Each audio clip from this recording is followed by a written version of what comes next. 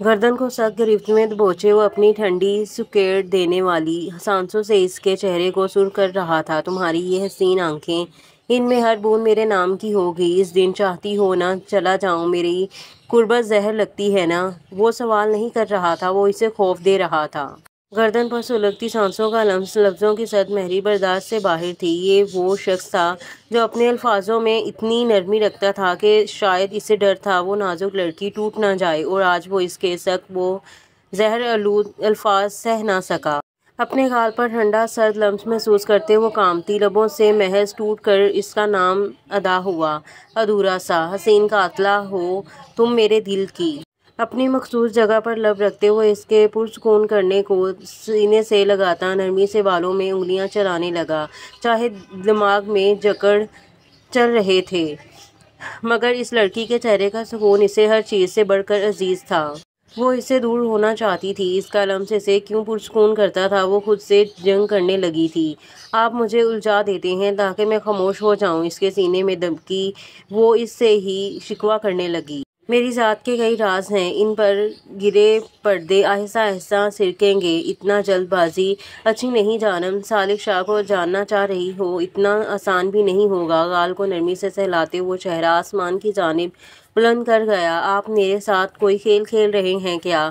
اس کے بند مٹھی دیکھ وہ جان گئی اس لمحہ وہ غصہ کی کس انتہا گہرائیوں میں تھا، نہ جانے وہ خود پر جیسے قابو کیے بیٹھا تھا۔ کیسا ضبط تھا جو ٹوٹ نہیں رہا تھا؟ اگر کھیل ہے تو کھیلنے دو۔ کیا کوئی تکلیف ہوئی تمہیں، یا کیا میری وجہ سے تمہیں ذرا برابر تکلیف ہوئی؟ گل ہوا کا رخ بدلا تھا، تبھی تیز ہوا کے جھونکا نے گل کے سر سے دوپٹہ سرکا دیا۔ بالوں سے نکلتی کچھ شریں لٹیں سالک شاہ کی نگاہوں کو بدلنے میں کامیاب رہیں، اور رات کا مکمل منظر تھی۔ میں آپ کو سمجھ نہیں پا رہی، آپ کی پہیلی عجیب ہے جو مجھ سے سولو نہیں ہو رہی۔ انگلیاں چٹاکتی وہ معصومیت سے اعتراف کر گئی۔ اس کے اس انداز پر سالک کو ٹوٹ کر پیار آیا۔ ہر دن کے مقابلہ آج وہ کچھ بدلی تھی، یا پھر اسے اپنے سخت الفاظ پر پچھتاوا تھا۔ مگر کرنی تو تمہیں ہی ہوگی میری جانم، مگر خود کو تھکاؤ بھی مت اتنا، آرام سے وقت لو، آسانی سے حل ہو جائے گا سب۔ تمہارا شاہ بھی۔ گل کی چھوٹی سی سرخ ہوتی ناک سے اپنی ناک گرتے وہ اسے ساکھ کر گیا۔ اس کی قربت، اس کا چھونا برا نہیں تھا، اگر ہوتا تو وہ اس کے ساتھ ایک کمرے میں نہ رہ رہی ہوتی۔ اس سے بہت سی چیزوں پر سالک شاہ پہ یقین تھا، مگر اب بھی بہت کچھ تھا جس کی وجہ سے وہ ڈری ہوئی تھی۔ اتنے انجان لوگ، اور ایسے میں سالک شاہ کا رویہ قابل قبول ہرگز نہ تھا۔ وہ دیکھ چکی تھی وہ اپنے گھر والوں سے لڑ گیا، مگر کیوں وہ سمجھ نہ سکی؟ کیا محبت اتنی جلدی ہو جاتی ہے پلک جھپکتے بنا؟ وہ حیران تھی، جبکہ تقدیر کے فیصلوں سے وہ شاید منہ موڑ چکی تھی۔ محبت تو ایک لمحہ کی قید ہے، کبھی بھی کہیں بھی، جو اس کے لیے لکھا ہو، جو اس کی ادھوری ذات کا مکمل حصہ ہو۔ اس سے محبت کبھی بھی ایک لمحہ میں بھی ہو سکتی ہے۔ وہ ابھی گل میں ہی پوری طرح کھویا تھا۔ وہ غصہ دلا کر اس کا موڈ فریش بھی کر چکی تھی۔ وہ اس میں ہی گم رہتا اگر فون کی بیل اس کا دھیان نہ بھٹکاتی۔ جیب میں پڑا فون کئی بار بجا۔ گل کو شاید نیند آنے لگی تھی۔ اس کے بالوں میں چلتی انگلیاں بے تحاشا پرسکون تھیں، تبھی اس کے سینے سے لگانے پر وہ آنکھیں موند گئی۔ فون جیب سے نکال کر میسج ریڈ کرتے چٹانوں سے سختی اس کے چہرے پر آئی، مگر اگلے ہی پل وہ مسکرا دیا۔ کیونکہ گل نیند میں اس سے چپکی مسکرا رہی تھی۔ سانس لینے کے ساتھ سالک شاہ کی مدہوش کرتی خوشبو وہ محسوس کرتی نیند میں بھی مسکرا دی۔ جھک کر اسے بازو میں نرمی سے اٹھاتا وہ اندر کی جانب بڑھا۔ لائٹس آن تھیں، جس کی چبھن محسوس کر وہ چہرہ سالک کی گردن میں چھپا گئے۔ شاید نیند گہری تھی، تبھی وہ کچھ بھی محسوس نہ کر پائی۔ اسے پتہ ہی نہ چلا وہ کیا کر رہی تھی۔ بیڈ کے قریب آ کر گھٹنا بیڈ پر ٹکاتے سالک نے نرمی سے اسے بیڈ پر لٹایا، جبکہ اس کے بازو اب تک سالک شاہ کے گرد بندھے تھے۔ جانم، تمہارے شاہ کا جانا ضروری ہے، ورنہ یہ پل ایسے ہیں جن سے راہ فرار کون کم بخت چاہ سکتا ہے۔ اس کے صحیح پیشانی چوم کر ہلکی سی سرگوشی کرتا وہ اس کے گرفت کھول کر نرمی سے ایک بازو بیڈ پر اور دوسرا تکیے پر رکھ گیا۔ جا کر ہیٹر آن کرتے وہ بالکونی سے آتی ٹھنڈی ہوا کو محسوس کر گلاس وال کے قریب آیا۔ اتنی میں گل کروٹ بدل کر سالک شاہ کی جگہ گھوم کر جا چکی تھی۔ سالک شاہ کا تکیہ نیند میں ہی سینے سے لگاتی وہ اس پر سر رکھ گئی، جبکہ گلاس وال دھکیل کر پردہ آگے کرتے وہ رخ بدل کر جیسے اس کا قریب آیا اس کی حرکت پر مسکرائے بنا نہ رہ سکتا۔ اسے لٹایا کہاں تھا اور اب وہ سو کہاں رہی تھی؟ دوسری جانب آ کر کمفرٹ سے اسے پوری طرح ڈھک کر وہ 2 لمحہ اس کے پرسکون چہرے کو تکنے لگا۔ وہ نیند میں تھی مگر ہونٹوں پر چھوٹی سی مسکان اب بھی باقی تھی۔ نرمی سے گال سہلا کر وہ اٹھنے لگا جب اس کی شہادت کی انگلی بھول تھام گئی۔ اچانک اس کے چہرے پر نگاہ گئی تو وہ حیران ہوا۔ جس چہرے پر ابھی سکون تھا اب کتنی بے سکونی تھی۔ ننھے ننھے قطرے کچھ ہی سیکنڈز میں اس کی پیشانی کو گیلا کر گئے۔ آنکھوں کو سختی سے مینچے وہ اس کی انگلی تھامے چہرے سے لگا گئی۔ میں نے کچھ نہیں کیا، پلیز مجھے کچھ نہ کرنا، وہ سب مجھے بھی بھول گئے، شاہ پلیز۔ وہ نیند میں کسی خوف سے تحت بڑبڑا رہی تھی، شاہ پلیز ہیلپ، وہ مجھے مار دیں گے۔ وہ اس کا ہاتھ پورا تھام گئی۔ اس لمحہ سالک شاہ کے چہرے پر سختی در آئی۔ وہ لڑکی اس کے سامنے جتنی بہادر سہی، اصل میں وہ خوف کا شکار تھی جو اس کے ہی گھر والوں کی وین تھا۔ ان سے ڈر کر وہ نیند میں بھی شاہ کو پکار رہی تھی جیسے وہ واحد تھا جو اس کی مدد کر سکتا تھا۔ اس کی ایک پکار پر اس کے لیے کہیں سے بھی کسی بھی پل آ جاتا تو کیا اس سے یقین تھا وہ اس کے لیے اتنی اہم تھی؟ شاید وہ اس بات کو مان چکی تھی مگر اظہار نہیں کر سکتی تھی۔ شاہ پلیز، میں بہت اکیلی ہوں، اس بھیڑ میں مجھے سب تنہا چھوڑ گئے، میں اتنی بڑی میں تنہا رہ گئی۔ وہ نیند میں سسک رہی تھی اور سالک شاہ نہ جانے کس ضبط سے اس کے پاس کھڑا تھا۔ لیمپ آن کرتا وہ اس کے قریب بیٹھ گیا جبکہ اسے پاس محسوس کرتے وہ کچھ پل گزر جانے کے بعد اس کی گود میں ہی سر رکھ کر کمفرٹ منہ تک تان گئی۔ بالوں نے پورا چہرہ ڈھانپ دیا تھا۔ وہ بے قصور ہے، اسے اگر سالک شاہ نے سزا نہیں دی تو آپ سب کیسے دے سکتے ہیں؟ میں سب فنا کر سکتا ہوں مگر گل کا ایک قطرہ آنسو بھی آپ سب کی وجہ سے بہا تو میرا قہر اس حویلی پر قیامت بن کر ٹوٹے گا، یہ سالک شاہ کا وعدہ ہے۔ اس کے بالوں کو نرمی سے سہلاتے وہ اسے پرسکون کرنے لگا۔ یہ اسی وجہ سے ہی تو وہ ہوا تھا، اس نے اسے خوف سے دور کیا تو وہ نیند میں ہی ڈرنے لگی۔ اب پھر اس کے قریب آنے پر کچھ ہی پلوں میں وہ گہری نیند میں ڈوب گئی۔ وہ جب اسے اس کی ہوئی تھی وہ اسی دن سے کسی بچے کی طرح تو اسے سنبھالتے ہوئے آیا تھا۔ وہ گل رخ کو کسی بچے کی طرح ہی تو سنبھالتا تھا، لاڈ سے، نرمی سے، بغیر غصہ کیے، ہر ضبط کا پہرہ خود پر باندھ کر۔ شاہ مجھ پر غصہ نہیں کریں گے، وہ ایک بار پھر نیند میں بڑبڑائی۔ وہ مسکرا دیا۔ وہ کسی کو بتا رہی تھی سالک شاہ اس پر کچھ بھی ہو جائے غصہ نہیں کر سکتا تھا۔ وہ مرد تھا، ایک غیرت مند مرد جو چاہے جتنا باروب اور بد مزاج ہو مگر عورت سے بات کرنے کی تہذیب نہ بھولے۔ جانم اس کی پیشانی کو چوم کر وہ اس کا سر تکیہ پر رکھتا اٹھ کھڑا ہوا۔ اگر اس کا جانا ضروری نہ ہوتا تو وہ ساری رات اس کے پاس یوں ہی بیٹھا رہتا۔ بلیک جینز پر بلیک ہی شرٹ پہنے، اس پر براؤن جیکٹ پہنے وہ ہینڈسم لگ رہا تھا۔ ایسے میں پارسا اس کے پیچھے ہی کھڑی تھی۔ پانی پیتے وہ رکا، وہ شاید کچھ کہنا چاہتی تھی۔ آج یہاں ان کی دوسری رات تھی اور وہ اسے اکیلا چھوڑ کر کہیں جا رہا تھا جیسے وہ جان چکا تھا۔ وہ اندھیرے سے اور تنہائی سے خوف کھاتی تھی، اسے اندھیرے سے خوف آتا تھا یا شاید خوف لفظ بھی اس کا احساس بیان کرنے کو چھوٹا سا تھا۔ اگر اس پل تمہاری نگاہیں مجھ سے نہ ہٹیں پارسا، دل تو میں زبان کا پکا ہوں تمہاری آنکھیں نکال دوں گا اپنی نگاہیں ہٹا کر۔ وہ جتنی شدت سے بولا وہ گھبرا کر نگاہیں جھکا گئی۔ اس کی دہشت سے بھرپور آواز پارسا کے رونگٹے کھڑے کرنے کے لیے کافی تھی۔ وہ جتنا خوف زدہ ہو چکی تھی اب یقیناً وہ اپنی زبان سے ایک لفظ بھی نکالنے والی نہ تھی۔ چلو، اس کے اوڑھی ہوئی شال کندھوں پر آ رہی تھی جس کو وہ قریب آ کر اس کے سر پر اور ارد گرد اچھی طرح اوڑھانے لگا مگر وہ اس کے چلو کہنے پر شوق سی کھڑی رہی۔ ہوش تو اب تب آیا جب وہ اس کا ہاتھ تھام کر باہر کی جانب بڑھ گیا۔ وہ سمجھ نہ سکی وہ اسے کہاں لے جا رہا تھا۔ وہ سوال کرنا چاہتی تھی مگر شیر دل کا ڈر ایسا تھا کہ وہ سوال نہ کر سکی، بس اس کی ساتھ یوں ہی کھینچی چلی گئی۔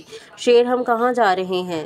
کبھی اندھیرے نما جگہ خود کو جاتا دیکھ وہ ڈر کے مارے بالآخر 2 گھنٹہ بعد منہ کھول ہی بیٹھی، ورنہ اب تک شیر کو یہی گمان ہوا تھا یا تو وہ اکیلا تھا یا پاس بیٹھی لڑکی گونگی تھی۔ وہ سانس بھی شیر کی موجودگی میں خوف زدہ ہو کر بمشکل لے پا رہی تھی۔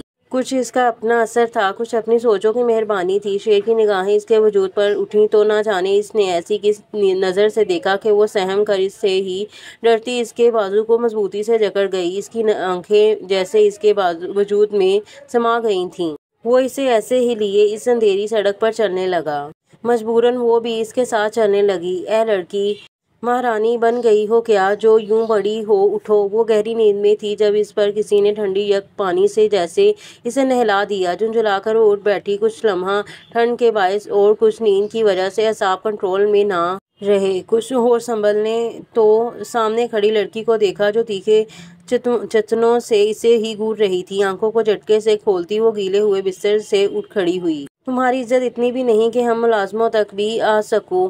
ہماری اوقات تم سے زیادہ اچھی اور اونچی ہے۔ نیچے چلو، اماں سائیں نے حکم دیا ہے، تم جس حال میں ہو چلو۔ بولتے بولتے وہ گل کے قریب آ کر اس کا بازو پکڑنے لگی، مگر گل نے ہاتھ اٹھا کر اس کے بڑھتے قدم اور ہاتھ کو وہیں روک دیا۔ میں چینج کرنے جا رہی ہوں، تم تک یہ بیڈ شیٹ بدل لو۔ شاہ آ گئے تو وہ مجھے تو کچھ نہیں۔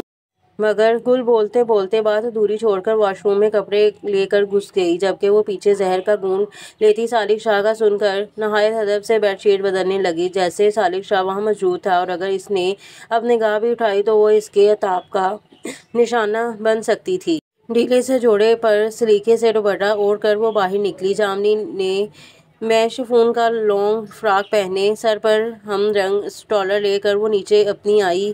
کچھ شالوں میں سے شال پہن کر سلیقے سے کندھوں پر پھیلاتی ملازمہ کے ساتھ باہر نکلی، جبکہ وہ اب پہلے سے قبل اب خاموش تھی۔ شاید وہ جان گئی تھی اس لڑکی کو ڈرانا اس کے بس میں نہ تھا۔ شہر سے دور وہ اسے اپنے گھر میں لایا تھا۔ جنگل کے قریب بنا وہ گھر نہایت ہی نفیس اور خوبصورت طرز پر تیار کیا گیا تھا۔ گھر کے اندر تو روشنی تھی، مگر باہر کے اندھیرا خوف کا باعث تھا۔ ہر کھڑکی پر پردہ گرائے وہ کمرے میں رکھے بیڈ پر دونوں ٹانگوں کے گرد بازو باندھ کر چہرہ گھٹنوں پر ٹکائے کسی خلا میں بے مقصد تکنے میں مصروف تھی۔ تبھی شیردل ہاتھ میں سگار پکڑے اندر داخل ہوا۔ نظر اس پر گئی تو آنکھوں میں سرد پن اترا۔ لڑکی، تمہیں کپڑے بدلنے کو کہا تھا نا؟ گھر داخل ہوتے ہی اس نے بارسا سے چینج کرنے کو کہا تھا اور پھر کچن میں آنے کو، مگر آدھا گھنٹہ گزر جانے کے بعد بھی اس کے آنے کا آثار نہ دیکھ کر وہ خود ہی کمرے میں چلا آیا، جہاں وہ پرسکون سی بیڈ پر بیٹھی تھی۔ مگر میرے کپڑے تو میں لائی ہی نہیں۔ وہ اس بار اس کی آمد پر گھبرائی نہ تھی۔ تبھی اسی پوزیشن میں بیٹھے بیٹھے وہ اسے جواب دے کر خاموش ہو گئی۔ اگر تمہیں میں نے کچھ کہا ہے تو یاد رکھو، میں کچھ بھی زبان سے بے نقص ادا نہیں کرتا۔ پارسا کا ہاتھ اپنے ہاتھ میں دبوچے وہ سامنے دیوار پر بنی الماری کی جانب بڑھ کر اس کا ایک کے بعد ایک پلڑا کھول کر اسے اپنے سامنے لے آیا۔ اپنے سامنے اتنے کپڑے دیکھ وہ حیران رہ گئی۔ وہ سب نئے تھے، اس میں کوئی بھی حویلی والا سوٹ نہ تھا۔ جا کر چینج کرو، یہاں کک نہیں جانا، اور شیردل تو ویسے بھی تمہارے ہاتھ کے کھانے کا دیوانہ ہے۔ اس کے پیٹ کے گرد بازو باندھ کر گہری سرگوشی کرتا وہ اگلے ہی پل بات مکمل کر کے اسے چھوڑتا باہر نکل گیا۔ وہ مشکل سنبھلی، ورنہ لازمی تھا کہ وہ اس کے جھٹکے سے چھوڑنے پر گر جاتی۔ ہونٹوں کو بھینچ کر بمشکل آنسو اور سسکیوں کو دباتی وہ ان میں سے ایک سفید رنگ کا جوڑا پکڑ کر واش روم میں گھس گئی۔ وہ شخص واقعی جو کہتا تھا وہ کرتا تھا۔ اس بار وہ اسے زیادہ وقت دے کر نہیں گیا تھا۔ وہ جانتی تھی اور وہ چاہ کر بھی اسے ٹال نہ سکتی تھی۔ اس وقت وہ اس شخص کے سہارے پر تھی، انجان جگہ، اور وہ تنہا شیردل کے ساتھ وہ مار کر دفنا بھی دیتا تو کسے خبر ہوتی؟ وہ تو چلا جاتا کہیں بھی، جیسے ہمیشہ مہینوں گھر سے دور رہتا تھا۔ منہ پر پانی کے کئی چھینٹے مارتی وہ خود کو ریلیکس کرنے لگی۔ یہ سزا تھی جو کبھی نہ کبھی ختم ہو ہی جاتی۔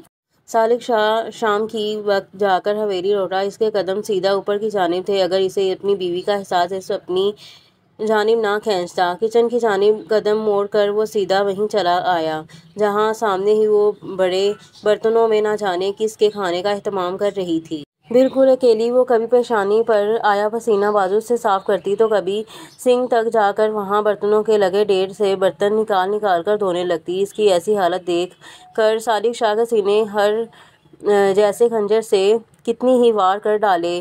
ہاتھوں کی مٹھیاں بھینچ کر وہ لب بھینچ گیا۔ گردن کی پھولوں رگیں اس کے اشتعال کی گواہ تھیں۔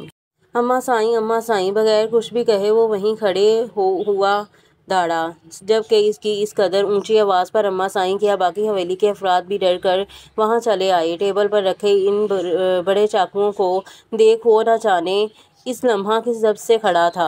جان بوجھ کر اسے چھوٹے کی بجائے بڑا چاقو دیا تھا تاکہ کام کرتی اس کی تیز دھار اس کے ہاتھ بھی زخمی کر جاتی۔ کیا کبھی اس نے کچن میں آ کر میرے لیے ایک پانی کا گلاس بھی بڑھا ہے؟ اپنی بہن کی جانب اشارہ کر کے سوال کرتا وہ گل کے زخمی ہاتھوں کو دیکھ کر نگاہیں پھیر گیا۔ آنکھوں میں اتری سرخی اس کی ضبط کی گواہ تھی۔ یہ بدذات بنی ہے، یہ ہی اس کی سزا ہے۔ میری بیٹی شہزادی ہے، وہ کیوں کرے؟ غرور تکبر اس کا اصل مطلب آج صالح شاہ نے دیکھا تھا۔ گل رخ صالح شاہ بھی میری شہزادی ہے۔ اماں سائیں، تمہاری ہمت کیسے ہوئی وہ اس پر پانی پھینکنے کی؟ اماں سائیں کے پیچھے کھڑی ملازمہ کو دیکھ کر دھراتا وہ وہاں سب کو شوک کر گیا، جبکہ صالح شاہ کو طیش میں دیکھ وہ شیلف سے چپکی کھڑی تھی، ہاتھوں پر جمے خون کی پرواہ کیے بنا وہ سب کی تلخ نظریں خود پر محسوس کرتی اس لمحہ جی ہاں سے کانپتی تھی۔ وہ اماں سائیں کا حکم تھا۔ صالح شاہ کے غصہ سے بچنے کو وہ سچ بول گئی۔ کیا تمہیں میرے جلال سے خوف نہیں آیا؟ شعلہ بار نگاہوں سے اس کے جھکی سر کو دیکھ وہ بار بار اپنے ہاتھ کی مٹھی کبھی کھول رہا تھا تو کبھی بند کر رہا تھا۔ آئندہ نیچے نہیں آؤ گی تم؟ گل کی جانب دیکھ کر حکم دیتا وہ اپنی شال اتار کر اس کی جانب بڑھ گیا۔ اپنی شال اس کے گرد اوڑھا کر اس کی شال کے ایک حصہ کو پکڑ کے وہ اس کے نرم ہاتھوں کو بے تحاشا نرمی اور محبت سے دبا کر جیسے ہر تکلیف اور درد ختم کر دینا چاہتا تھا۔ مجھے معاف کر دو، مگر اب میرا وعدہ ہے تمہیں اب ذرا برابر تکلیف نہیں ملے گی جانم، وہ اتنی ہلکی آواز میں بڑبڑایا کہ گل کے سوا کوئی سن نہ سکا۔ آپ یہ سب کیوں کر رہے ہیں؟ آپ کے گھر والے سب آپ سے ناراض ہو جائیں گے۔ رات پل پل گہری ہو رہی تھی، ایسے میں وہ کوچ پر بیٹھا لیپ ٹاپ گود میں رکھے اس میں مصروف تھا۔ اور یہاں پر ایپیسوڈ کا اختتام ہوتا ہے اور ملتے ہیں اگلے ایپیسوڈ میں۔ تب تک کے لیے دے مجھے اجازت، اللہ حافظ۔